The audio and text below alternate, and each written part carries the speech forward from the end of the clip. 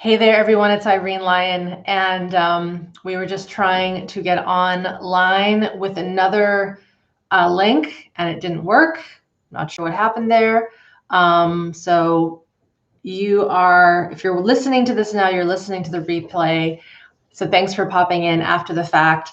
We had a little technical glitch. I'm going to get through some questions and review my healing trauma video number 1. And I'm just going to wait while the folks who are waiting get here live. It looks like I'm already seeing a few people, so that's great. Going to wait a second or two more. Apologies to all of those who tried to get on to 12 o'clock. I'm not sure what happened. So say hello. If you are here and listening, let me know that you're hearing me good. And we'll just wait for those who are waiting to come over. So first of all, I'm Irene Lyon. This is my channel, which I've been growing for quite a few years now, well over 12 years, but really intensively over the last 3 to 4 years. Great. I can see lots of folks coming in. Hello, hello, hello. Cool.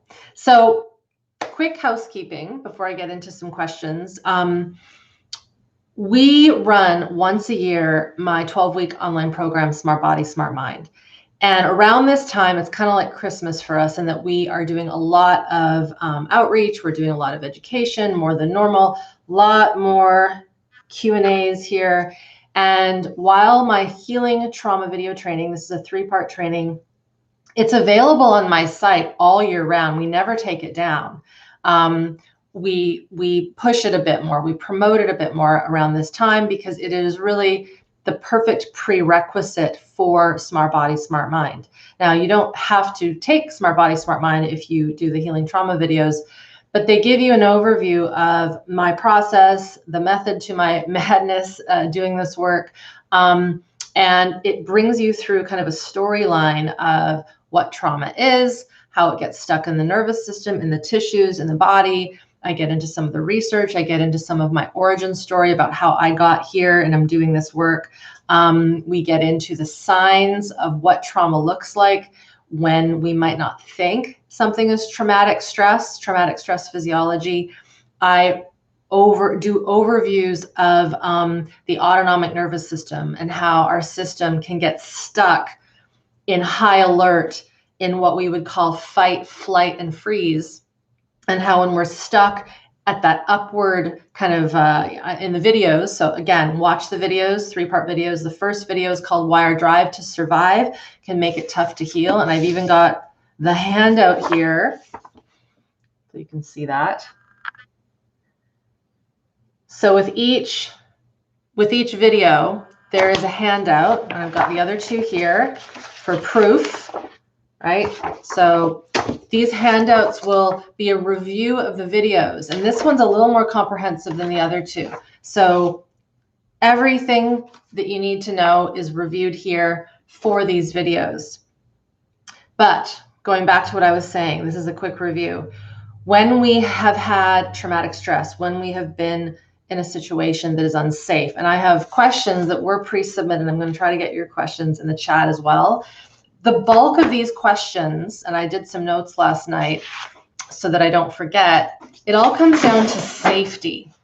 Safety and going into what we would call a state of terror, a state of fear, maybe seeing something horrific, maybe being put into a situation that we cannot fight out of, we cannot flee, and so we freeze. And this is not something that occurs usually just once. It's something that occurs many times over, usually as the result of our family system, our society, our communities, our culture, our religion, etc. And so when we get stuck in that high energy fight, flight, and then the freeze response, that's where our system starts to break down. And if we don't come out of that over time, that is what breeds, that's what creates what we would call a chronic illness, what we would also call a mental illness. It also creates relational problems, our inability to connect with the world, to connect with ourselves. It's what causes dissociation, depersonalization, derealization.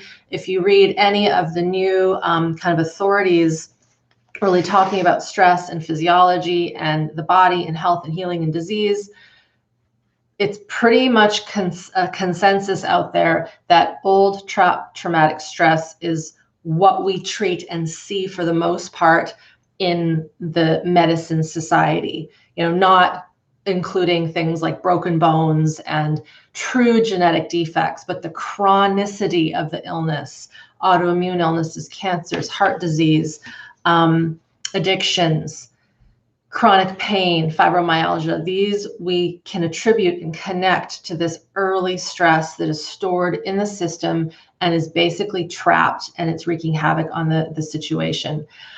So that's kind of a quick review of video number 1. I get into a really important analogy in that video. So if you've seen those videos, let me know, where I talk about swimming pools and beach balls. And I use that as a way to describe either low capacity in our body or having lots of capacity in our body. And part of the healing process, part of the rewiring of the nervous system, which is what I teach within SmartBody SmartMind, is building up capacity, building up the ability to sense ourselves and to be connected with ourselves without being afraid of what we're feeling. And when we were, let's just say, really young, as one example, if something bad and scary happened to us, we won't have usually the emotional wherewithal, maturity, just experience to know what to do with those intense situations, those intense feelings, even the confusion. And if our primary caregiver is not helping us through that difficult situation, that difficult quality, that feeling, our only option is to shut down to it. We go into protection mode. And then chances are, if that caregiver wasn't able to help us at the outset of that problem, that traumatic event, that terror, that fear, whatever it might be, that scary surgical experience, bullying at school, whatever it might be, even stuff that happens to us when we're infants, if they weren't there at the beginning to help us self-regulate and move through, chances are they're not going to be that as we age, as we are into childhood and teenagehood, etc. And so this is how these early imprints transfer and stay with us throughout lifetime in perpetuity, unless we make a conscious, higher brain human decision to do the work, to work at the unconscious level of the nervous system. So I just said a very important sentence there. So as adults, which I'm assuming we all are here, we have to make a conscious, higher brain, adult, mature decision at this point to say, I want to heal these old experiences, these old survival stresses that have been stuck in my system, maybe from this lifetime and even past lifetimes, because this stuff gets passed. And then we have to make the decision consciously to then work on the unconscious part of our system, which is the autonomic nervous system. So quick review, I talk about it in the videos: fight, flight, and freeze. They're there to protect us, right? The autonomic nervous system is there to protect us. It also is the system that governs our digestion, our cardiovascular system, our lymphatic system, our hormonal system, our immune system, our pulmonary system, our relational system, our ability to sense danger around us. It governs everything. And so if we are stuck in fight, flight, and freeze for however long, these systems that autonomic nervous system also governs are going to suffer and struggle. And this is how they get unwell and sick.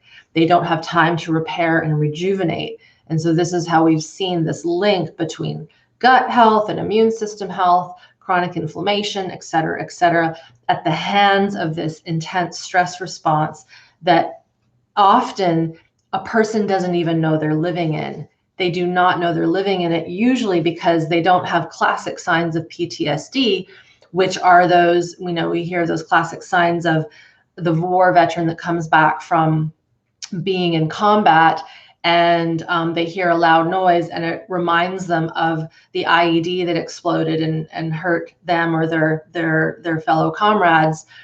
If they don't process that and the intensity and shock of it, they will carry that physical, visceral reaction in their body. And then when they're triggered by a similar sound, they react. we often think of as trauma as being something that is so plain as day and plain, like we can see it. But for most of us, living life in Western society, drinking our coffee, driving our kids to school, watching shows, we're just kind of in this low level, what we would call functional freeze for the most part. And I'm generalizing here. I know everyone here is at different levels, but generally speaking, most are in some level of functional freeze. And so they're not even aware of the stored traumatic stress that they have trapped in their systems since maybe in utero or before in utero or during childhood. So that's what I wanted to start off with today. I see a lot of things going on in the chat, so I'm going to head over there. I cannot recommend enough to get into these videos. So if you have, let me know that you've watched them. If you haven't, let me know that you've watched them, and then we're going to hold an energetic accountability session here, because they are there on my site. They're complimentary. They're free. There's no reason to not get into them. However, I do know that procrastination and self-sabotage and fleeing from health and fleeing from right action is a very common sign of stored traumatic stress. When our system has known a certain way, it gets real cozy and comfortable in there. It doesn't want to break out of that situation that we've been living in. But if you know that your system has been unwell and all the things that I talk about, especially in video number 2 of the series, got to change that pattern, got to change that story. And it starts with the education. Okay, so I'm going to head over to the chat here and just see what people have to say. Got about 130 people here. Thanks for all those who are live, and also thank you to all of those who are listening afterwards. Okay, I'm just going to go through these piece by piece. So someone asks, have you heard of Feldenkrais and yoga? Yes, I am a Feldenkrais practitioner. So if you're new to me, I really will encourage you to head to my site and read my history, right? I have got a lot of credentials. I have a lot of experience, and I'll just name them really quickly. My first 2 degrees were in exercise science, a bachelor's, and then my master's was in research in biomedical and health science. I did actual research at the intervention level. That was my 20 years. Then I, due to some injuries, got into the Feldenkrais method because physical therapy wasn't working, nor was my exercise science training. And so I'm trained as a Feldenkrais practitioner. I still teach when I'm in workshops, Feldenkrais work. And so I combine my Feldenkrais work with my knowledge of the nervous system. So yes, Feldenkrais is amazing. Combined with yoga is amazing.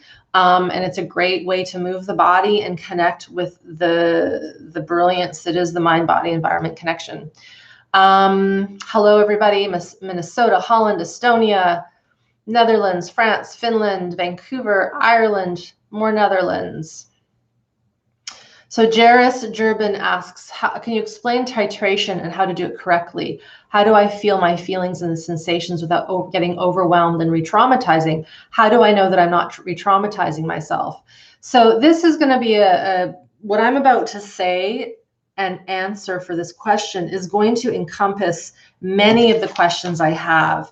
So titration is a term from organic chemistry that Peter Levine, one of my teachers and the founder of Somatic Experiencing, this is one of the bodies of work that I am highly trained in to work at the physiological somatic level, helping people release, heal, and integrate stored traumatic stress. I do not see people in private anymore. I've gone completely into group online workshops, and there's a reason for that. I can talk about that a little bit later if I have time. But Peter used this term titration from organic chemistry to describe drop by drop work. So if I had like a little dropper, here's my glass of water, here's a glass of tea, and let's pretend I'm doing a science experiment. I'm not going to do this, but non-titration would be just pouring this glass of water into this other glass and hoping for the best and pretending that these are 2 reactive substances that might create a bomb, right? So I wouldn't want to do that. I would want to take my little dropper, here's my pen, imagine, and I'd have a drop, and I'd drop a little bit into this, and I'd watch it fizz and fizzle, and then I'm like, okay, that works. Then I'm going to take another drop, fizzes a bit, and then it comes down. So titration is basically doing work at this, any level really. We could use it for exercise, right? If you're learning how to lift weights, you're not going to go lift the heaviest weight on the first day. You're not going to do 4 hours of work on the first day. That is a recipe for disaster. So titration in this work, somatic work, is the same thing. It's doing little bits of somatic sensory work. I call this neurosensory exercises. That's kind of what I've coined, the practical stuff that I teach, and doing just a little bit. But here's the thing, because then the next thing you ask is, how do you not re-traumatize and overwhelm?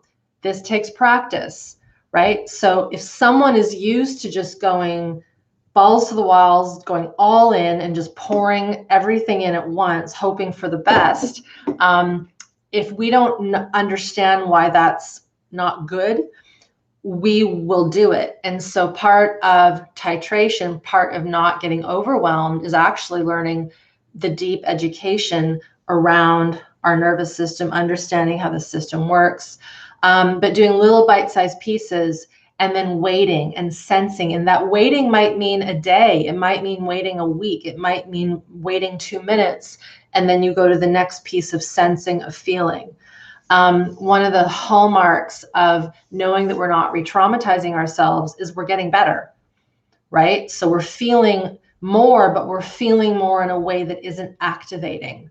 If we think about the nervous system, autonomic nervous system, when it is unhealthy, we tend to have a digestion that's off, our immune system is off, our energy levels aren't good, our clarity of thought isn't there. We would call that brain fog. We might be tunnel visioned and only see one thing. We're not aware of the environment around us. Or the flip side, this is where you can all see this gets complicated. We're overly hyper alert and hyper vigilant to the world around us. That's also a sign of our system being dysregulated. And this is one example as to why this is not just cut and dry. Depending on a person, two people with the same traumas, one might be dissociated and tunnel visioned and completely introverted, and the other person might have what we would characterize as ADHD, hyperactivity, and they're hypervigilant to the world, and they're extroverted, and all they do is tell jokes, and they're just out there, but they don't know how to ground and stay connected. So two people with the same traumatic histories can have totally two different representations in how their dysregulation is being expressed in the real world. So we know that we're not re-traumatizing ourselves, Jairus, when we are getting better. When things that used to stress us out, we feel, and we don't have to go into our coping strategies. We're not always having to manage our symptoms. We're able to feel our symptoms. We're not always having to take deep breaths when we get stressed. We can ride the stress wave, as I like to call, or the tsunami wave, and we can basically have resilience to what is around us. Sleep is another one. We know that we're not re-traumatizing ourselves when our sleep starts to improve. Doesn't necessarily mean it's amazing and perfect, but it's just getting a little bit better and a little bit better and a little bit better, just like that titration. So titration goes beautifully with doing this work in a way that is contained, consistent, healing and helpful, as opposed to harmful and toxic. So I hope that helps. Okay. Okay.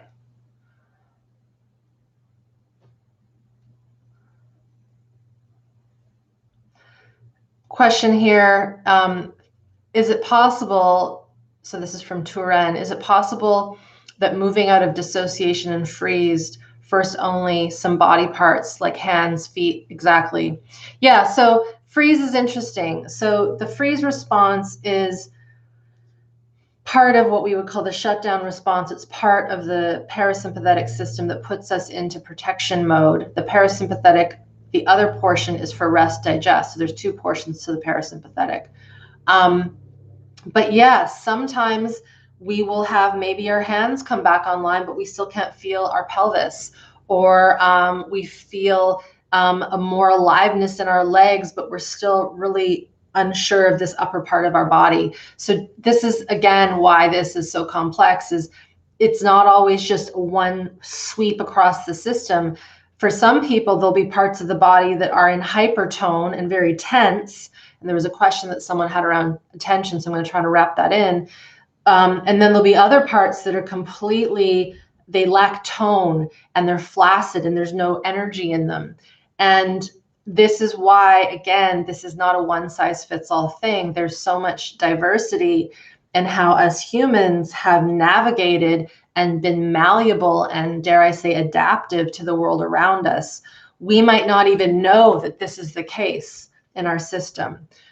So there's a lot of play in how the system responds to stored traumatic stress. Someone asks, is mental illness curable? So first of all, I am not a psychiatrist or a medical doctor. I just need to state that. And it depends on what's going on. You know, I'm going to give two extreme examples. There's a psychiatrist and MD named Bruce Perry. He wrote a lot of beautiful books on trauma in children, especially children that have been really deeply abused in orphanage settings and cult settings, in really high level neglect, like the kind of neglect where a child is put in a cage and never talked to and not taken out of it. So I know that's a gruesome kind of visual, but that has happened. That is probably happening right now somewhere in the world. If a human being has had no social interaction and has literally been left alone with the basics of just some food and water, but they're not learning how to talk, they're not learning how to connect to themselves, to move, they're not crawling. I'm not sure what Bruce would say, but my hunch is that that is not curable. You might be able to help that person gain some elements, but if we think of animals that have been deeply abused, even rescue dogs that are a little bit personable, there's always going to be an edge that might come out and literally bite you. So I'm giving this example, RuPaul, for a very extreme example. We wouldn't even call that mental illness. That would just be a human system that is not functional. And then we have anxiety disorders and depression. I've worked with people who would be classified as bipolar when in fact what was going on in their system is they were swinging between states of fight, flight, and freeze. So high sympathetic arousal and what we would call parasympathetic shutdown. And their system was just confused and chaotic because of their early upbringing. And so human beings need consistency, they need safety, they need connection, they need attachment, and they need the consistency in the people that are caring for them. And right now we have so many systems where maybe the mom has one way and the dad has another way and the grandma has one way and the auntie has one way. And this poor little baby is getting passed around with different nervous systems, teaching it different things. And it's just scrambling their ability to feel themselves and they don't know how to be. Now, this is just one example. But this is how we start to mess up with the purity of a human system that needs that consistency, safety, connection, support, attachment, good food, movement, sunlight, etc. We also know that through something called the ACE study, Adverse Childhood Experiences Study, I've vlogged about this, I've written about this numerous places. So if you just look up my name and ACE study, and my assistant Crystal could post some stuff here. I did a SoundCloud episode on what it was. We know through that mental illness can also be created through physical abuse, but it can be switched. Mental abuse, emotional abuse, emotional neglect can create a physical disease and illness. It goes both ways. And so in my work, at least, and what I've learned, and I found this to be true, and my students can attest to this, the body drives the bus. The physiology drives our bus. So if our stress physiology, if our survival mechanisms are on high alert, pending our environment and pending what's being fed to us cognitively and how we're being treated, we may go into a deep shutdown and our mind stays strong and we get a chronic illness, or our body stays strong and our mind suffers and our psyche suffers. And then that's what we would classify as mental illness. So it really depends. Great question. Okay. Thanks for all these notes here, you guys. I'm going to get into some of the questions that were submitted by email as well.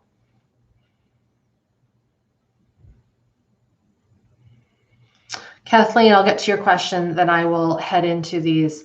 So you have a very common question that I think should be spoken about. And you say, when one comes out of freeze, do they experience more anxiety than usual? Typically, yes. And I'm going to define anxiety. To me, anxiety is survival stress.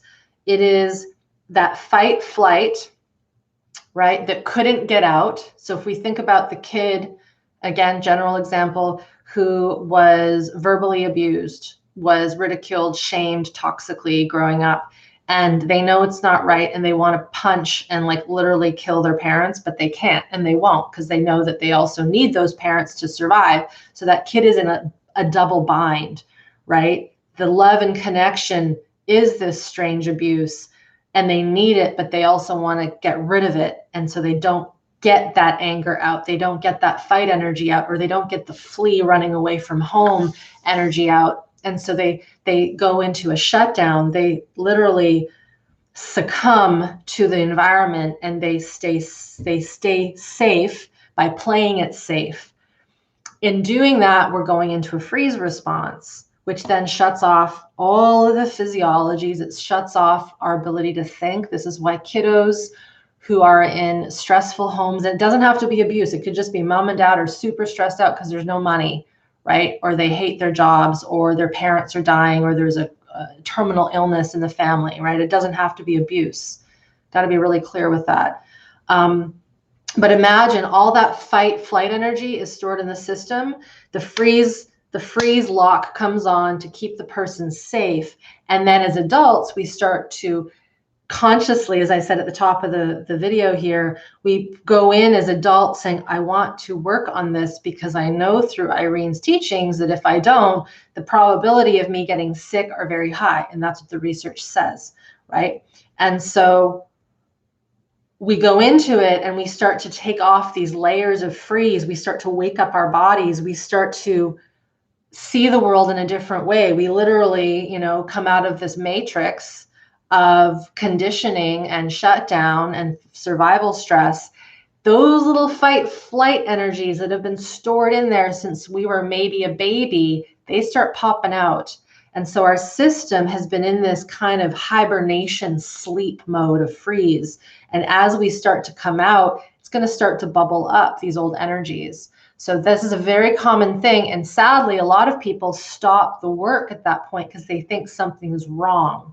Now, there are some forms of work that people get into, to go back to the earlier question, that were not titrated enough. We see these in big workshop spaces where all this cathartic stuff is happening and people are exploding their emotions and they're hitting things with baseball bats and they're feeling this anxiety, but that is an anxiety and a stress that has been released, in my opinion, in an unsafe, uncontained way. But there are ways to work with this such that it isn't explosive and it is safe and able to come out. Okay. Yeah, this live is definitely going to be saved.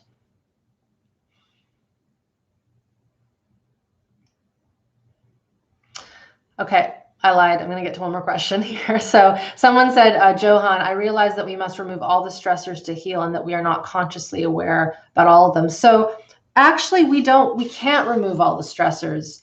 We can't strip away everything and go live in a glass home with no sound and no sense and no people. So we can't always get rid of all the things that stress us out. But what we can do is, and this is where my work comes in, get better at knowing how to be with our physiology so that we can tell when our system is starting to ramp up and go into a higher level of stress. And this is where awareness and observation and knowing how to listen to the body is key. And when I'm working with my students in SmartBody SmartMind, we spend weeks doing basic level awareness, capacity building, foundational building, learning how to orient, learning how to follow impulse, learning how to literally reconnect to our joints and our diaphragms and our breath in a way that isn't forced, so that we have a very strong connection to our autonomic stress response. It isn't enough for me to say, okay, just notice when you're stressed. And then as soon as you notice that cognitively, tell that stress to go away. Because sometimes these things come in without being asked, they just happen. The key is, how do we react to it? And then, of course, as we get more conscious to the things that maybe we can control, we start to set boundaries and we change, and then things become a little more regulated. Okay. So I'm going to get to an email that was sent into our an email that was sent in to us, questions.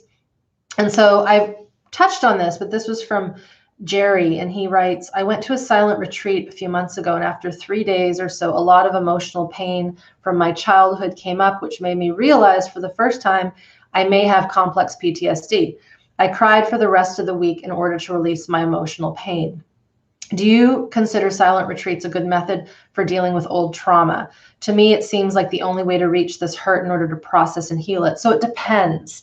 I don't recommend going into, let's say, a Vipassana meditative 10-day retreat off the bat when someone has had no training in being with their sensations. It depends on where a person is at. It depends on the level of dysregulation they had growing up.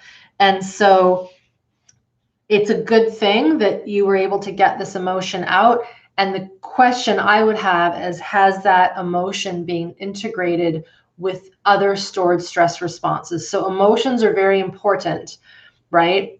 But they're only one piece of the puzzle. There's something else that we would call procedural memory that gets stuck in the system. So a quick example, let's say someone was abused as a kid physically and they wanted to hit, or let's say they were strapped down for a surgical procedure and they wanted to break free, or they wanted to punch the doctor in the face and they couldn't. That if they couldn't get that fight out, if they couldn't break free, if they couldn't run away from the attacker, the system has stored up that procedural memory in the form of motor memory, so muscle memory. Part of some of our healing, depending on our history, is getting out maybe the emotions, but also this procedural action that has been stored. And this can be the sign, or not the sign, I should say, a sign of a lot of procedural memory stored in the body is chronic tension. The inability to see in certain quadrants can be that as well. I'm not going to get into all the examples, but so silent retreats are not bad. They can offer a very high level of refined work, but I like to say, please go into them with understanding your limits. We still want to titrate. We don't want to fracture the system.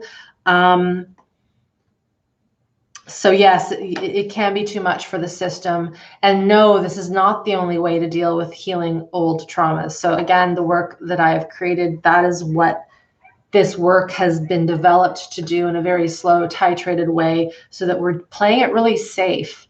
And then I would say, once we've gone through and we have a really good, solid foundation, we know how to be our own medicine, then yes, go to that retreat, go to that workshop, know how to set boundaries. The trouble with some of these workshops is that they kind of force you to do what everyone is doing, and no one is the same, right? Human beings are not like a pack of dogs. They're not like a pack of wolves. They're not like a herd of animals in the pasture.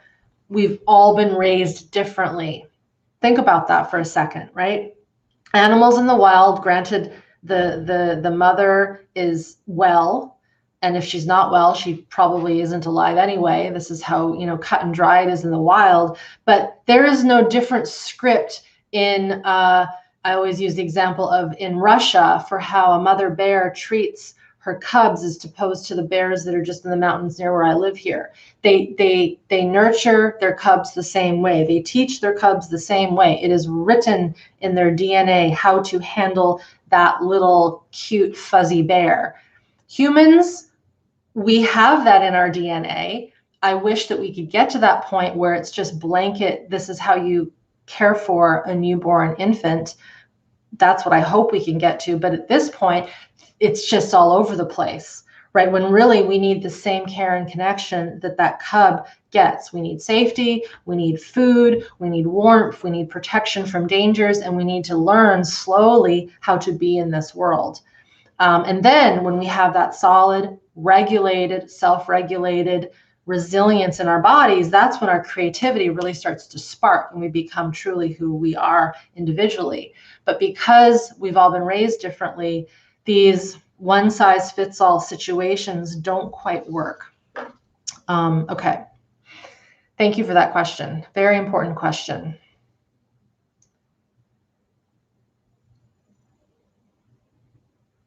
Just going through your comments, everybody. Thank you so much for all your questions here. Someone asked, could you recommend books to read and help myself instead of your training programs? I can't pay because my country is sanctioned. Sorry to hear that.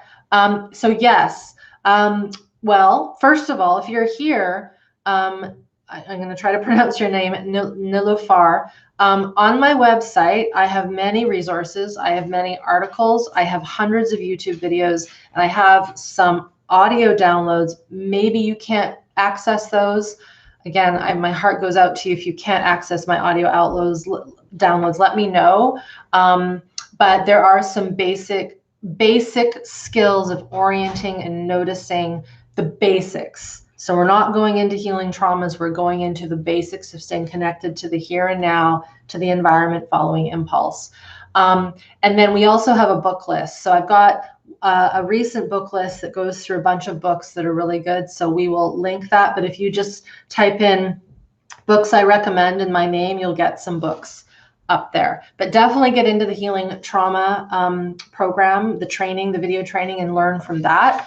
And we've got people that have not gone through my programs and they've picked away at many of my resources and they've made lots of changes. So stick with it, and really grateful for you being here. Okay.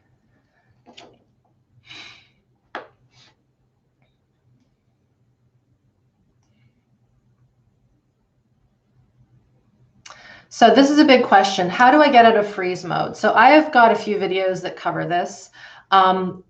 Everything I've been talking about is the answer. By that, I mean, freeze isn't something that we just go sit in the sun for an hour and we sunbake and then we're out of freeze. I wish it were that easy, but it's not. Freeze goes into our system due to very specific circumstances in our history, which means that when we're wanting to heal and come out of it, we need to reverse engineer the process. We need to build back our capacity to feel. We have to build back our capacity to follow our impulse. We have to build back our capacity to feel emotion, to set boundaries, to get angry, to allow ourselves to be sad, to be joyous, et cetera, et cetera. And so part of the process of unraveling and defrosting, so if you will, from this freeze is this slow, gentle process of reconnecting to the body.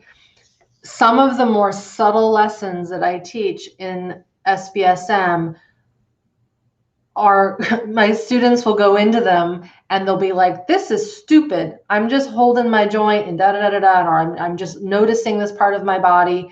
But because of the intention, the way that we framed it and the education connected to it, the subtlest things open up the biggest channels from what I've seen. So there isn't this one, this is what you do.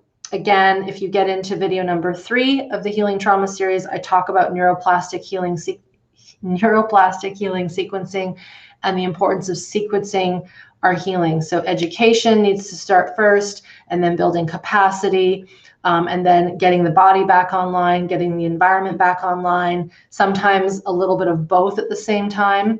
And so again, not one size fits all, but we got to work at slowly titrating a reconnection and a remembering to the system. Carmilla, you asked about flashbacks. I actually have a video on that, so we'll post that and have a watch about working with flashbacks, because flashbacks, that word comes with a lot of, it's got like a high valence to it.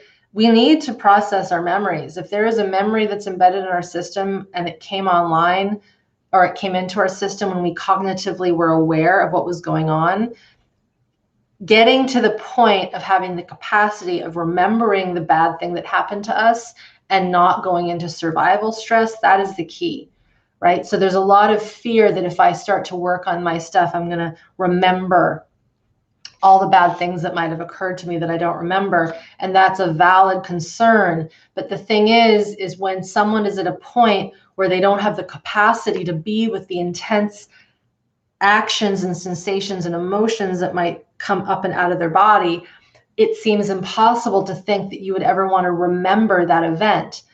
But to go back to the question about the freeze mode, when we are able to be with, like I call the tsunami of sensation and emotion, I wouldn't ask you to go into the ocean if you've never swam before, right? I wouldn't say, here's your surfboard, go swim in that tsunami and, ride the wave to the shore.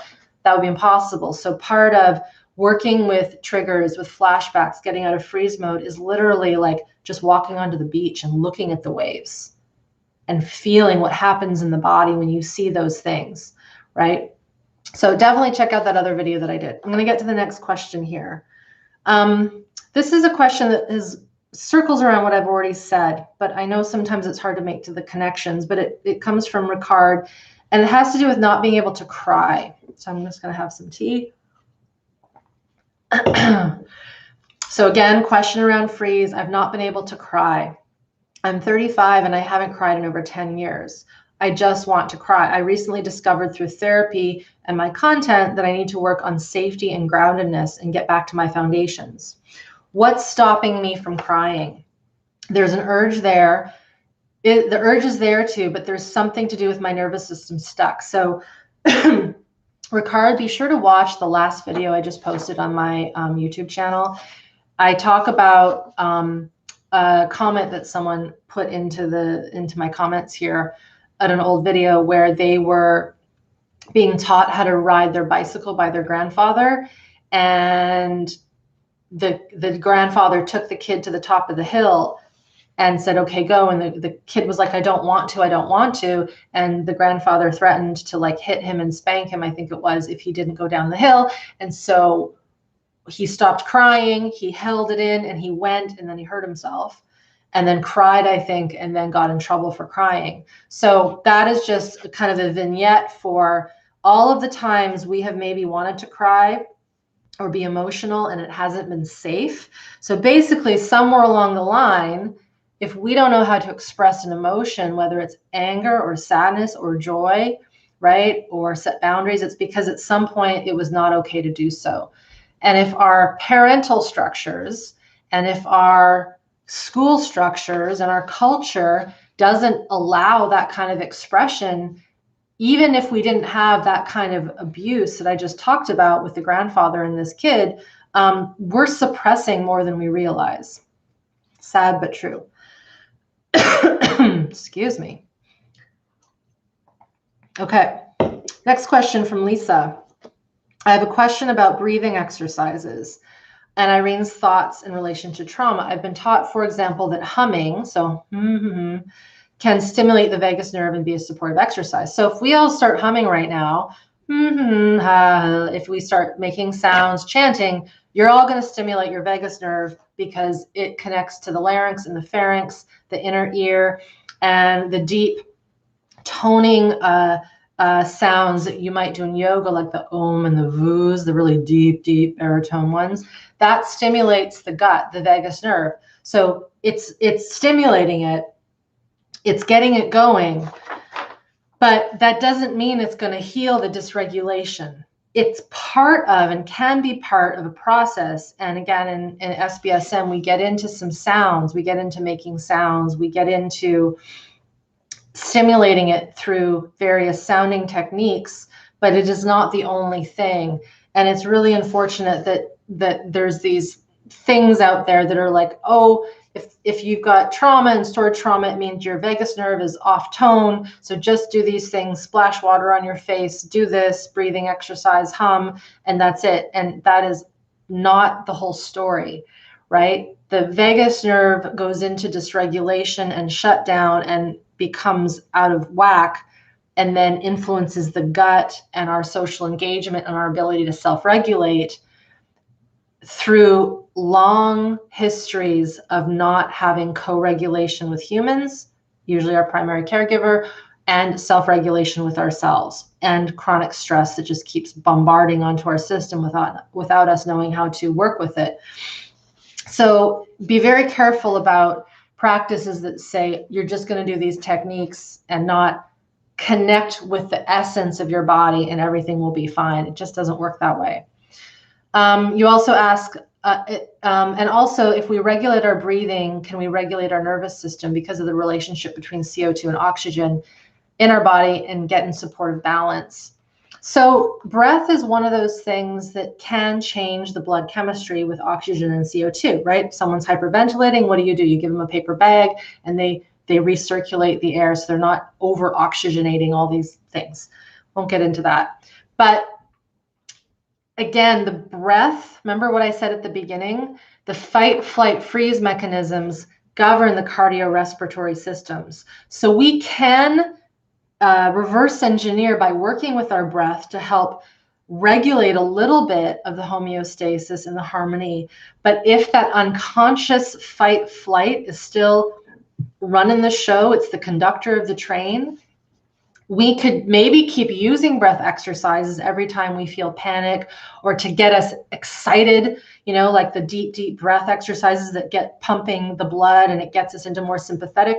Those work. Those make us feel lightheaded and tingly. But the thing is that we don't want to have to do that every single time we feel a little blip of dysregulation. Every single time there's a stressor. They come in handy when we're in a bind, but I want, and I hope you do, to just wake up in the morning and not have to have 10 things on our lists to do so that we can get up and move through our day. So again, breath work serves a purpose. It can be used in conjunction with this work, but it is not enough. It is not enough, not when there is deep survival energy sitting in the cells. Okay. Another question here, I've sort of touched on it, but I will just read it to honor the person who asked. If you've spent years in shutdown mode with a tendency to dissociate as a child as a result of childhood neglect and let's start that again. I've spent years in shutdown mode and with a tendency to dissociate as a result of childhood neglect and trauma. Is it possible to get unstuck? Yes, it's 100% possible. If so, please give a tip. I can't give you one tip. I can say that the process is to reconnect to the here and now, orient to your environment, and reconnect to your body. And the reason why I say no is some people, their childhood trauma, I'll ask them to look and orient and they'll love it. And another portion of people will orient and they'll be terrified. Other people will go to feel their bodies and they'll be like, oh, that's so nice. Oh my God, I never thought of doing that. Other people will do that and they'll instantly feel gross and disgusted by touching their arms. So this is why I can't give you a list of 10 tips to do, because there needs to be more background theory and foundational support to support that. Because I don't want a person to come away and say, well, that Irene person was crazy because she just told me to orient. And I did, and I went into more survival stress, or there must be something wrong with me because half of the people on the call felt so much better and I didn't. So there must be something wrong. So this must not be for me. I say that with certainty and a little bit of healthy aggression there, because we need to understand how complex these systems are. And I don't want to lead someone down a path of thinking, oh, I'll just do this and that's all that I need to do. We need to interconnect the education and the understanding of our systems along with the exercises all at the same time. Okay. Going to go to your comments here in the questions, everyone. Thanks for all being here. We're at 202 people.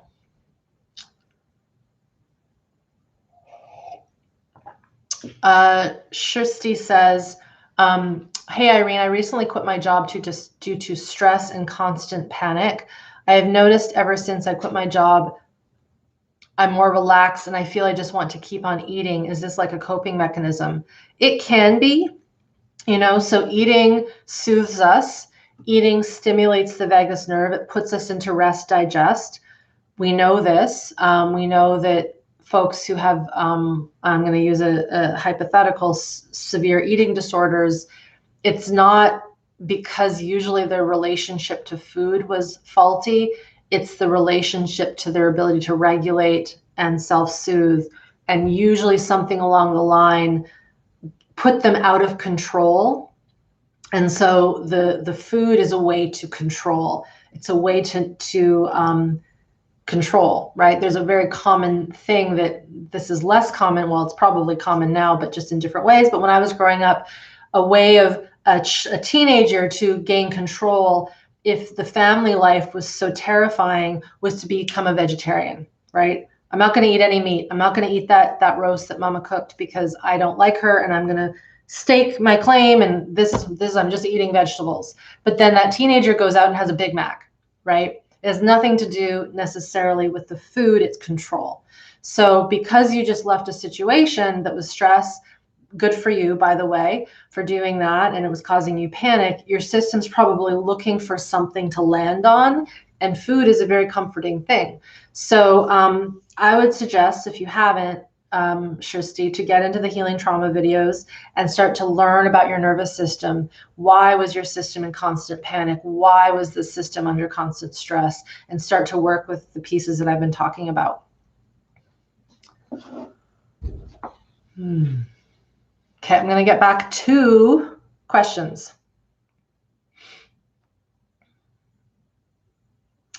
Question from Anna.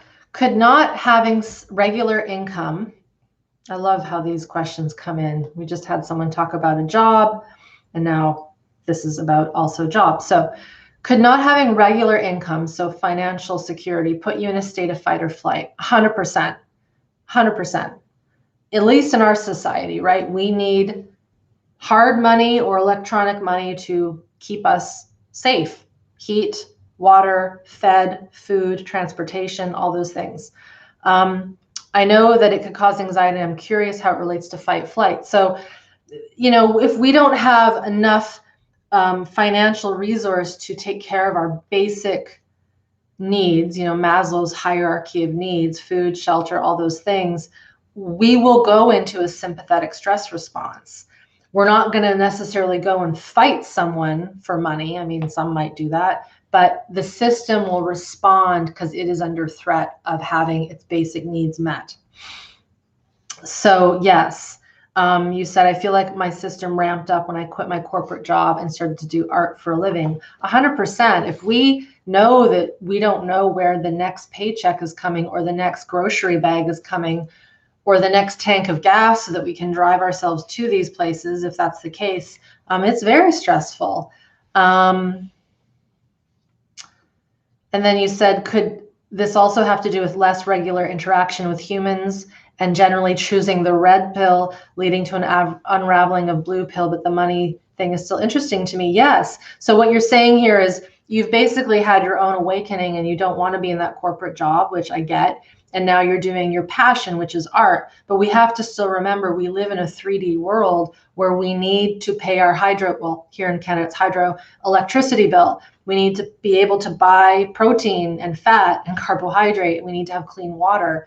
So there is this kind of mismatch where we want this life that's just beautiful and ascended in this other dimension, but we still are all here and we will always be in this physicality 3D world of needing to sustain ourselves with nourishment and all those things. So we need interaction as well. And yes, if you've left this corporate job and you're not having those sorts of interactions, you're going to have to find that interaction with something else. And it might be just with you, it might be with your art.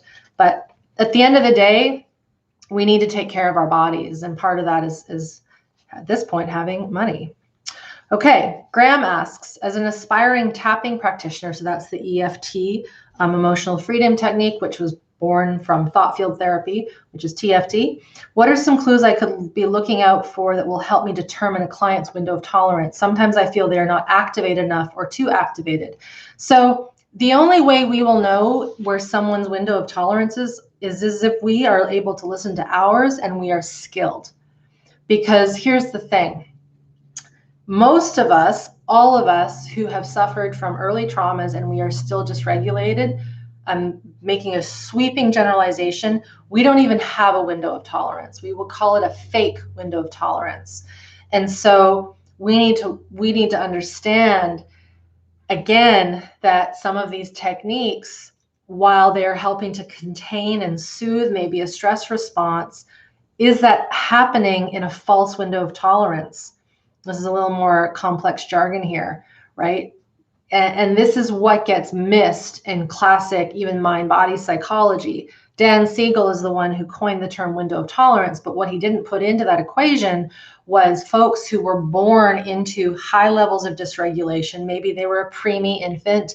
Maybe they had surgeries when they were young. Maybe they were poorly handled as an infant and their parents were completely dysregulated. That human will never have learned what a window of tolerance, which is basically being able to experience stress and not go into dysregulation.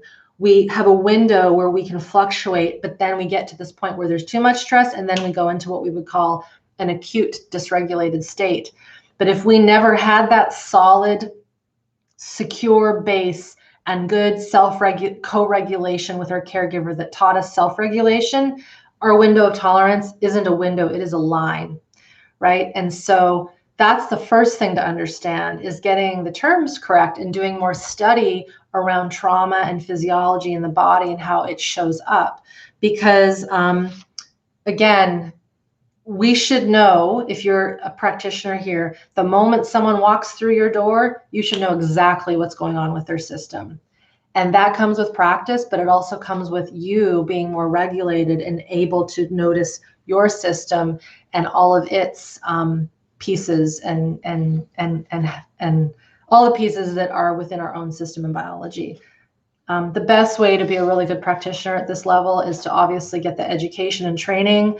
But one of the things that's missed in the trainings that I've seen is self-work, doing your own work at the highest level possible. So going beyond the work that you would have learned in tapping, going beyond that as a technique and getting this deep foundational regulation on board. Okay, I'm going to go back to the comments here. And just to note, everyone, thanks for all being here. We'll keep going a little past the hour. I know it's already past the hour because we started late because we had a glitch in our tech. I'm answering questions that relate to healing trauma. So far, I haven't had any questions relate to my videos, which is fine. Watch those videos. They are comprehensive, so maybe you have no questions around them, and that's great. But know that all the questions that were submitted, because I don't think I'm going to get to all of them, and most likely most of the ones here, they come back to these basics. And the basics I talk about in video number 3 of the healing trauma videos, my unorthodox healing blueprint and neuroplastic healing sequencing. So the biggest questions we get are, can your work help with this? Can your work help with that? I'm struggling with this. I want to learn how to be a better that. The program is set, the curriculum is set, and everybody moves through it, no matter where they are and who they are, and everyone benefits based on their individual characteristics. And we urge everyone, when they go through this program, go at your own pace. Don't be the hero. Don't let your ego push you. Listen to your physiology. And those that really listen and do the work and show up and are consistent day in, day out for months and months, and some of my alumni have been with me for years, that's where the real magic happens, because they're learning how to be, as I say, their own medicine. Okay.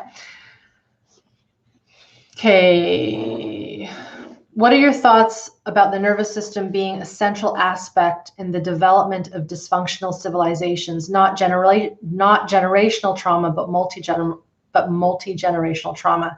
100%. I mean, Peter Levine, one of my mentors, said that we will reach human enlightenment. I don't love that word, to be honest, but he used it, so I won't misquote him.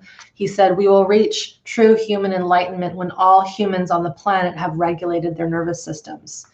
That's a pretty bold statement, but I know in my heart and in my gut and in my higher purpose that that is true, because we don't harm others. We don't make bad decisions. We don't harm the environment. We don't harm animals. I mean, those are really the key ones, aren't they? Environment, animals, humans. We don't do that when we have regulation on board, because we are then fully empathetic. We are empathic to others and things that are not even human, right? We're not going to dump bad stuff in a lake if we're connected to ourselves, because when we dump toxic stuff into a lake, we're basically dumping it into our own bodies. So yes, this domestication of plants and animals, it happened well over 10,000 years ago, making it such that people had to no longer be nomad and they were in one place and they relied on certain things and a schedule and a calendar. It took us out of our natural sense, right? And then industrialization brought another piece where then we had electricity and we could stay up past our bedtime and all these things. And then don't even get me into the pharmaceutical industry and that element, and how the natural methodologies of healing from ancient shamanic traditions and herbalists and homeopaths got thrown out for chemicals and poisons. I mean, yes, the way in which we have raised ourselves as humans, we've been on this kind of path of destruction. I know the last 12 months have been pivotal and so important in waking us up. And at this point, and I was going to say this at some point today, I think, if we're not working, I'm going to be very bold in this statement, if we're not working on our own systems and improving our own nervous systems, our ability to be adaptable and resilient and regulated in this chaotic, changing world is going to be not so great, right? And I've been talking about this for years. When we are more regulated in our system and we're connected to our sovereign source, life force energy, the stuff around us, we feel it, we notice it, but it doesn't throw us off. And I know in the last year that my students and my close colleagues who are connected to this higher understanding, they've been okay. Has it been stressful? Yes, but they've been okay. All right, gonna get back to my questions here. One question here is about sleep, and it's a longer question, so I'm not going to read it out completely. But the question from Urxa said, I have a question regarding restlessness of the body during sleep. I wake up 2 to 3 times a night, every 2 hours, with gut or solar plexus feelings and constriction. It starts in the legs and then it moves up. So I have 2 videos that for anyone here dealing with sleep stuff. One is called Why Can't I Sleep? Just type that in and we'll put it in the chat. The other is why you're waking up in a panic attack. So when we go to sleep at night, our system is going to kind of dying. It's going into unconscious, subconscious mode. And we need to go into that mode to rest, right? It's like you couldn't keep driving a car over and over again. It needs to pause. I mean, it'll wear out sooner or later. The human system needs a lot of time to repair. As mammals, we need lots of oxygen. We need lots of repair. And of course, because of what we're exposed to in our days, we need that. Remember what I said a long time ago in this chat about procedural memories and the fight-flight energy that maybe is trapped in our body because of old things that occurred to us? When we go to sleep and when we're starting to work more consciously, when this nervous system stuff lands in your brain and in your cells, which it is now, all 203 of you here, it's going to be hard to not notice this. Something is going to start to spark in your system from here on in. So just giving you that little fair warning. And we might have had totally fine sleep, and then all of a sudden we're sleeping and we wake up and we're feeling a buzz in our energy or restlessness.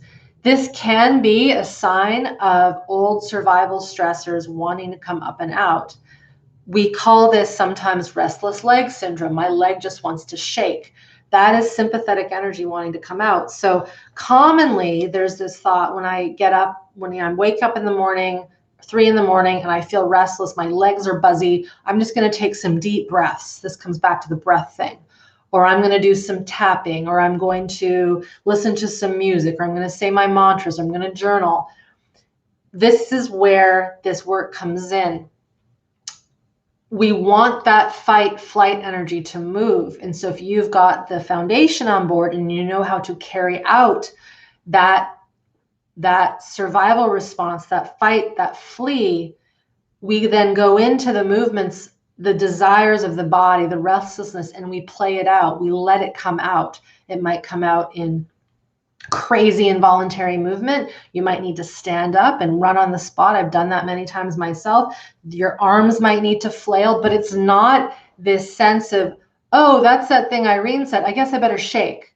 I better shake. Did that do it? Did that do it? It's not like that. It has to come organically up and out. So this is why we have to learn the foundations to track the little trigger switches in the body that are like, this is that fight reaction. This is that scream that never got out. This is that covering of the eyes, not hearing what we've heard that we didn't want to hear, right? So again, this is why I can't say the moment you wake up and there's restlessness, just move your legs, because that might not be what you have to do. Maybe you need to scream bloody murder. Maybe you need to punch something. Maybe you need to stand up. Maybe you need to dance to some crazy hip hop music. I don't know, right? So again, this is where following impulse and understanding that this restlessness can often be these old survival stressors. The other thing I'll say about sleep is that if someone's had surgical anesthesia, so situations where we've gone under and we've had operations or near-death experiences, these things, surgical trauma, anesthesia trauma, near-death experiences, or deep going into shock because we're almost dying because we've been in an accident, near drowning, near choking, where the system literally sends out a mayday alert, like we're going down, we're going under, prepare for submersion. And then of course we don't die because you're here. When we sleep and we start to get some of these pieces on board, the system will start to process these older, deep terror, shock, I'm almost dying, prepare the system for death responses.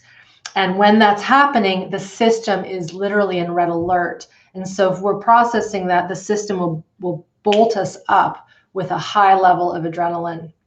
And again, if we don't understand these deeper processes, we might think that we're having a heart attack. And of course, people do have things like that. But we also know that heart disease, heart attack is connected to early traumatic stress and adversity.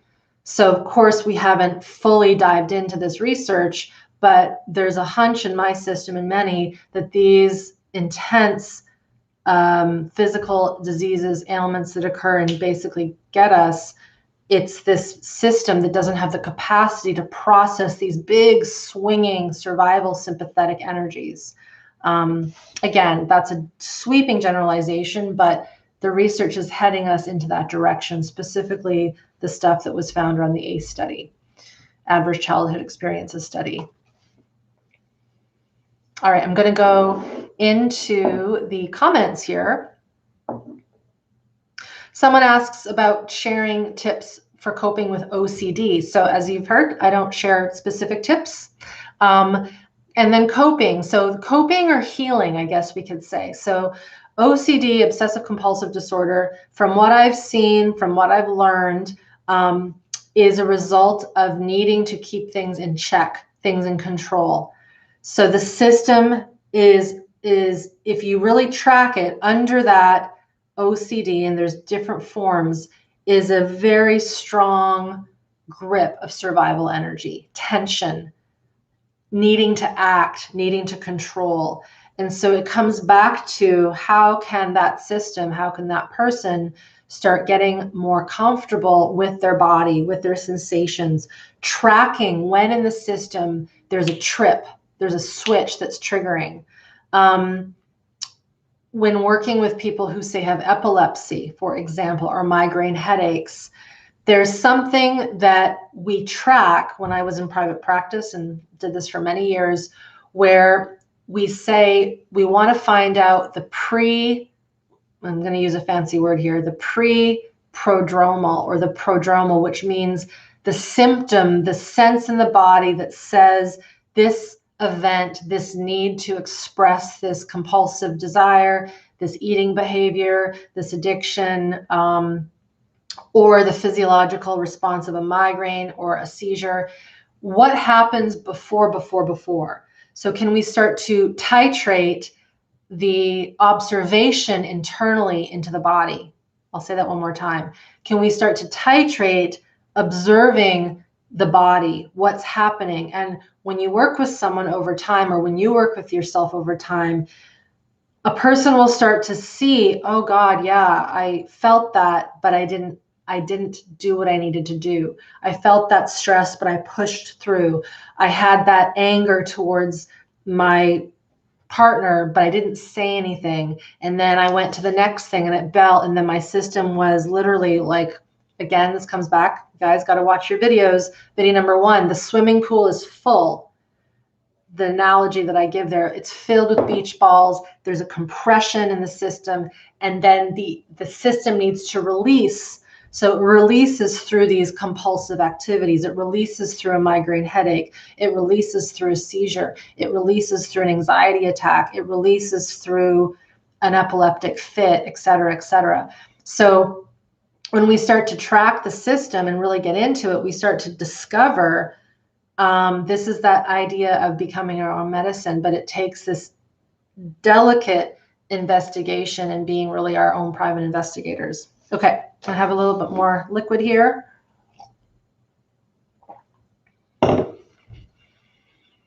Okay. Someone says, if everyone is different and that is a downsize to workshop, one size fits all does not work. Why do you only work in groups? Great question. So here's why. I was in private practice. I loved it. But in private practice, I was noticing that 1 hour a week with someone, and that was someone who could do that once a week, you know, for years on end, which is financially very, I mean, do the math. It's a lot for someone to come in 52 weeks out of the year for 5 years, sometimes when we're dealing with really intense traumas. I was sending people home with homework. I was sending people home with drawings and audio lessons and video trainings and all these things so that they can keep studying when they were at home. Because to learn a new language, if I use that analogy, you can't learn a new language that's foreign to you as an adult with 1 hour a week. It's impossible. I haven't even tried, but I know it's not possible. You need to immerse in it. You need to do little bits all the time. You need to have reminders around your house. You need to look at coffee cup and say, what is that in German, or whatever your language is that you're trying to learn. You have to start living and breathing it. And so I realized while I was doing good work one-on-one, what the masses needed was this basic level of education. Now, if you haven't done SmartBody SmartMind, or even the 21-day nervous system tune-up, which is my smaller course, you won't understand it yet that it's not a do this, do this, do this. While we have a curriculum and we follow a protocol throughout the 12 weeks, I am always saying you've got to go at your own pace. You've got to go at your own pace. I say this over and over again. And if you listen and watch to my alumni share their stories, and all on the site, we can pop it up here too, they also will say, yes, Irene says go at your own pace. And it took me about a year to really believe her. And once I did, everything shifted, because I started to listen and use the materials and the practices to cater it to my own system. So we're really trying, even though it's a group workshop or a group online program, we're really trying to cater it to each person individually. We're giving you the tools, we're giving you the exercises, we're giving you the education, the Q&A calls, the training calls, the support, because we're in there answering questions too. But we're really making sure that you're creating your own adventure. If you know those old books, Choose Your Own Adventure. We have the same book, but we're choosing our own adventure. The other thing about group, there's something very powerful when we're all doing this at the same time. And it really, really helps the field and the internal process. Okay.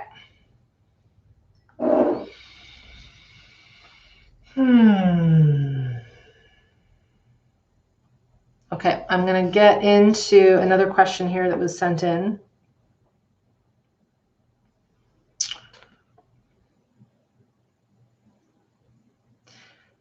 So my question is why and what I do about this situation. So I have fibromyalgia, and the more I relax and let go of unreasonable amounts of tension and stress, the more my pain increases. So I've been alluding to this a little bit.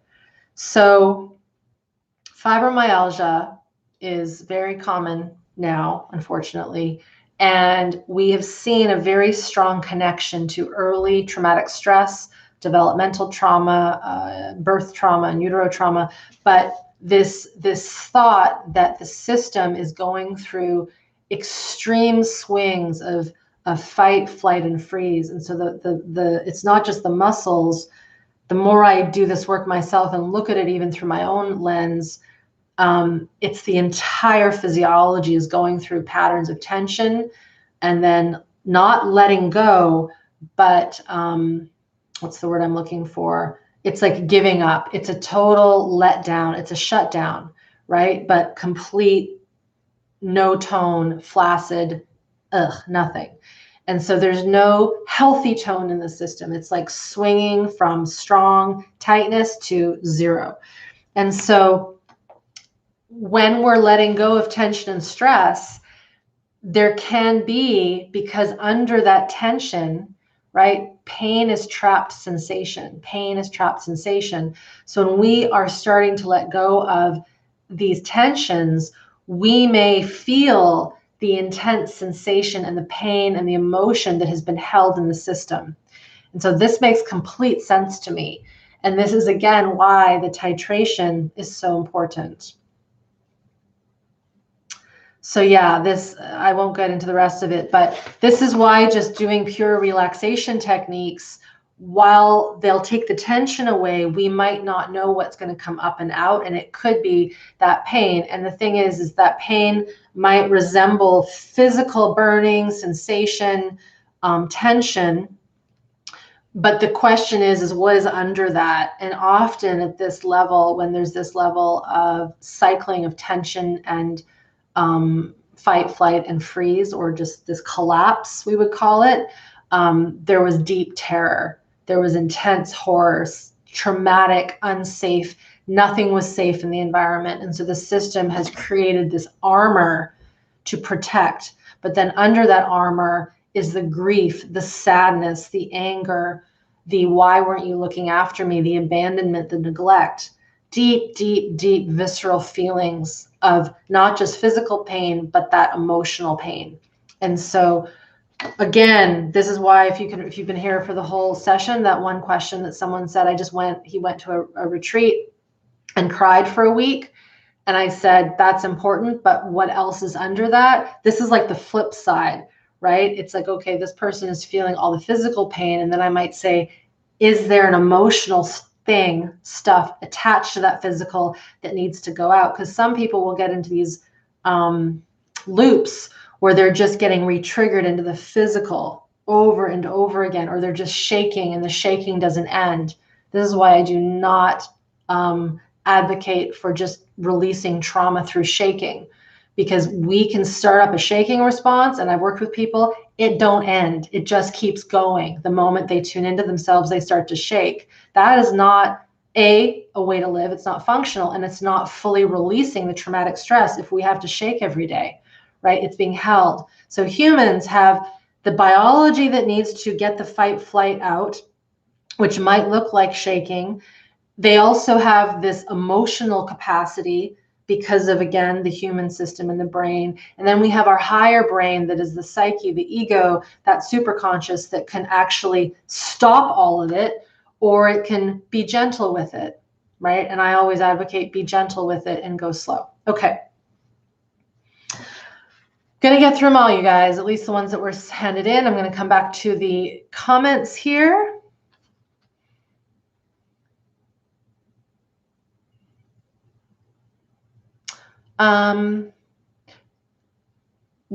This is for if dreams die. When we're in the process of healing trauma, does what we do in life become more clear? Yes, 100%. And then the question is once we start to heal this trauma, do we actually act upon the clarity that is happening. I did a video a little while ago on creativity. While I don't talk about necessarily life, it talks about how when we start to heal trauma, our creativity, our true mission, if you say passion, a path becomes more clear. And so many folks that I've seen are living lives where they're not living their life, they're living someone else's life, usually the parent's life, the society's life. And it could take some time to break out of that. But 100%, there are so many great stories of my students who have found their dream job, or they've fallen in love, or they've broken up with a toxic situation. Many people actually get into this work because they're like, now that I know this, I can't not do it. And actually this question beautifully goes with the alignment is strong today. The force is strong, folks, with a question from Ria that asks, how do you recommend an organization, team, business go about becoming trauma informed? So number one, make sure they all do my healing trauma videos.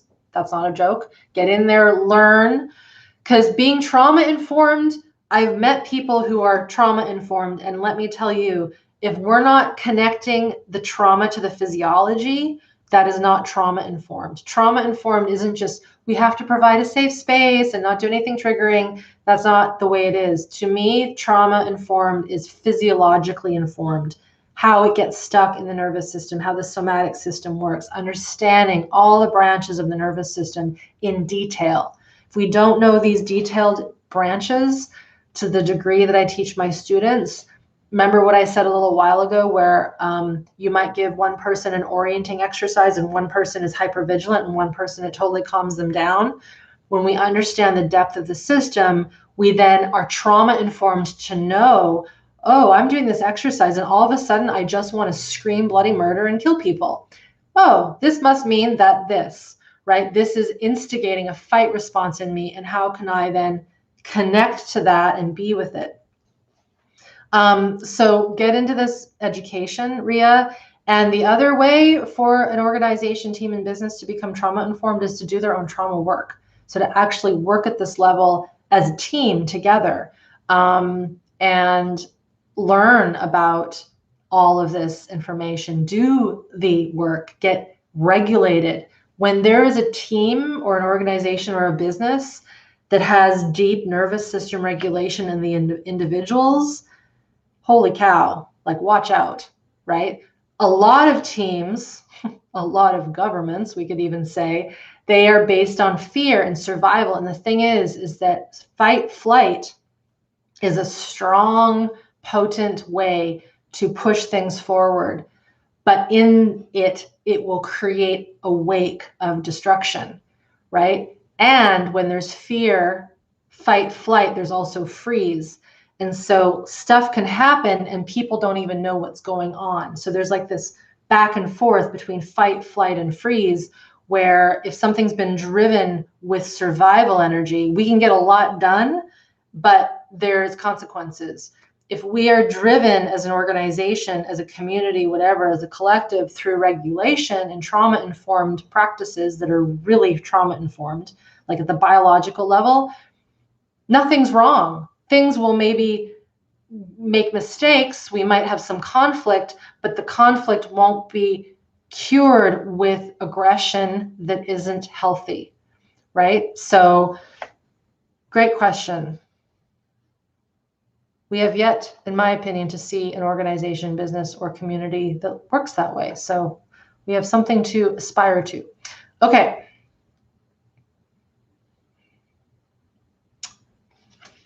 Yes, I talked about self-sabotage and survival stress, stunting growth in life when healing occurs. How does that change look?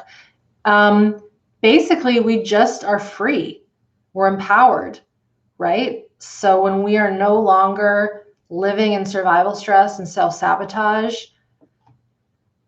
what we have is probably something we've never seen for the most part. It is having life force. It's being able to have all the emotions be used at the right time. It's about being productive without forcing productivity. It's about having energy that we don't have to fight for.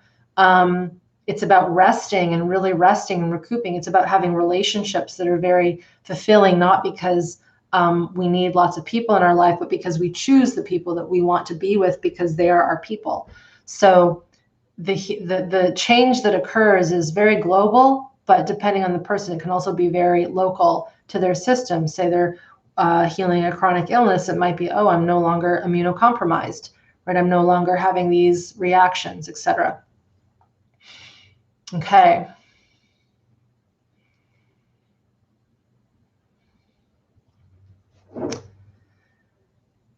Yeah, there's a question here about neurofeedback and another one about a device being used at their Kairos. So I am all for different tools and practices. I still myself love seeing an osteopath and a massage therapist and all these sorts of things. But at the end of the day, when we don't have the ability to self-regulate and do our own neurofeedback and biofeedback and connect, we're always going to be relying on these other things outside of us. And there's nothing wrong with that.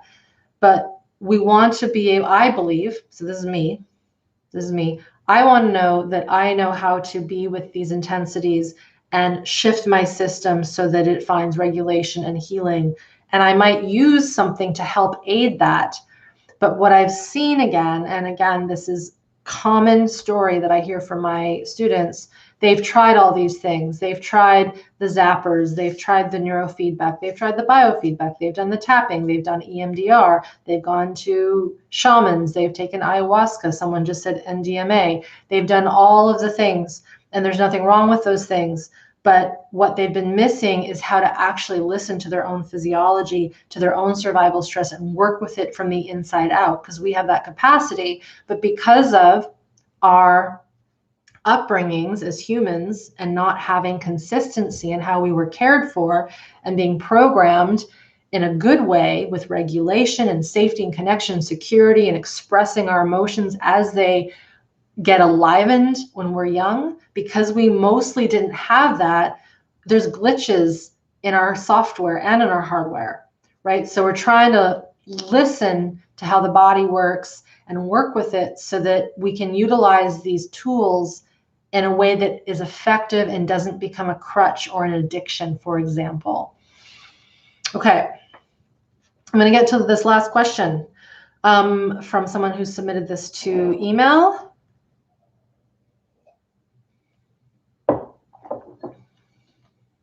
Okay. What if you've had multiple series of traumas in your entire life? So I'm going to make a statement. Most of us have had multiple stuff. We just might not know it. Even my system, I didn't realize what was still lurking inside until the last year. And I've done a lot of work on myself. And it was like, oh my God, this just never ends, right? But at least when we have the knowledge and we have more regulation on board, we're more able to take in these old things that come up. So everything from a difficult birth, severe neglect, abuse, physically, mentally, sexually, etc., chronic illnesses. So this is kind of like, this is a great last question, because this is the whole kit and caboodle in many ways, which then leads to chronic illnesses, rare unexplained conditions, PTSD. How do we know where to start our healing process when our mind has not allowed us to access certain times of our lives? So I saw a comment go through here a second ago. What if we can't label our emotions? What if we don't remember our traumas? I did another video on this. We'll post it below or in the comments. We don't need to remember. And the reason why is because when there were early traumas, birth trauma, and utero trauma, those are all pre-verbal. If it's past life trauma, intergenerational trauma, it might not even be pre-verbal, it's energetic. It's in the field of our cells, but they know it. And so we start with this education, and then again, this process of neuroplastic healing sequencing. So we have to start with what's called neuromodulation. We have to start with growing capacity. That's what video number 1 talks about, making our swimming pool bigger. If you haven't watched it, go watch it just for that example. We need to make the space bigger in our body, and we need to not let any more stressors come in. So from this day forward, if you stub your toe, if you burn your finger on the toaster, if you get into a car accident, heaven forbid, I hope you don't, but take the time to process what you're feeling, advocate for what you need, as opposed to, oh, I'm fine, I'll just push through. That is an old paradigm of not listening and honoring the body. We need to honor the pain that it feels when it gets the toe stubbed, or the burn of the finger, or the shock of a car accident, right? Letting what needs to come out in the moment here forward makes it such that we're not putting in more stressors, more of the balls to our swimming pool, to use my analogy from video number 1. Okay, so start knowing that education, keeping our capacity big, and then building the capacity within the system by learning how to connect to the body, to the environment. Again, this is all that we get into in SmartBody SmartMind. And it's not, again, while it looks one size fits all, we're forming a map. We're creating a bigger picture of how to be with what's inside of this system. Because technically the system doesn't get bigger, right? It's what we can feel inside that becomes more enhanced. And when we enhance what we're feeling, we are more able to understand what's going on. But if we don't have that connection to the inside, it just is either a black hole or it's a chaotic mess and we don't know where to go. So this scenario from this person, with multiple histories of abuse and traumas and multiple conditions, rare conditions, physical illnesses, PTSD, this is very common in our pool of alumni, and they all go through the same process. And they choose, and they listen, and they stop, and they pause, and they wait, and they titrate, and they ask questions, and they get support. And maybe they need to do a little extra help over here, or go to a church group there, or talk to a friend there, or do a little bit of breath work here, right? But the base level is this starting with capacity building in the system. Okay, I'm going to slowly wrap this up.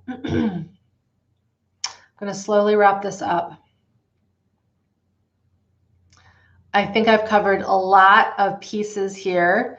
And I will address the final question that I saw someone said about the SBSM being expensive. It is a higher price point. It is definitely a higher investment. And I will say we get what we pay for. And I mean that with full sincerity. If I were to talk to my students, and I have, some of them have been trying to heal their illnesses for more than 50 years. We have some people in their 80s, of course, some people not as old, but 10 years, 5 years, even a year of solid therapies and remedies and supplements, and nothing wrong with supplements, but people will pay a lot of money out of pocket to see people and go places and get healing and all these things, and those are all great. But when you amass what someone has put into for uncovering what's going on, it's a pretty penny. It's a lot of money when we look at it at the end. And so the cost of SBSM is $2,000 US, just under, or 12 payments of $199 over a 12-month period, one a month. At the outset, yes, that seems like a big number, but if you look at over time and over the years to come, and over what one might spend seeing a therapist. As I said, people were coming to see me once a week for years and still getting huge benefit. But at, say, here, at least in Canada, it's $200 a session. That adds up, right? And so I realized my time was better spent creating these courses so that someone could get all of that information, all of the knowledge from me, get into the work, and then you have it for life. So it's not something that happens just in 12 weeks. To be very clear with that, we need to continue to do the work. Nervous system healing work is no different than taking care of our health, exercising, eating good food, sleeping, good relationships, rest, clean water. We don't just do that for 12 weeks and then stop and hope that we'll be fine for the rest of our lives. Because of the way we've medicalized healing chronic conditions, we think we need to take something for a few days or a few weeks or do this for this amount of time and then it's done. And so kind of see this work and how I've created SmartBody SmartMind, and of course the education here. This is a lifestyle. There needs to be continual practice, and consistency and connection to the work. And then that's how we start to learn this different language, which is having regulation within our nervous system. So I'm going to stop talking. I've been talking for, about an hour and 34 minutes. Thank you, everyone who's been here. I know that I've probably not seen all the questions, and I apologize if I didn't get to everything, but I have covered a very large container of information. Get into those videos, healing trauma videos. If you are here and you've just spent an hour and a half with me, you can watch the first video. It's not that long. It gets into not into the science, but into the education, the basics of the nervous system. Video 2 gets into the science. Video 3 gets into the blueprint of how I created this work. Of course, I've got my website that has articles. This YouTube has hundreds of videos. My free resources also on my site. There are some downloadable audio samplers there that are basic levels that are still important that I teach in my program. So get into those, try them out, test them out. I run monthly drop-in classes. So not this Saturday, but the next Saturday, February 20th, we are doing my monthly drop-in class. That's an hour-long class. It's $19. So it's a little way to get in and just experience a bit of the teaching and the exercises. And I'll keep doing these question shows. So next week, Tuesday, we'll do another one of these. Hopefully we'll figure out our tech.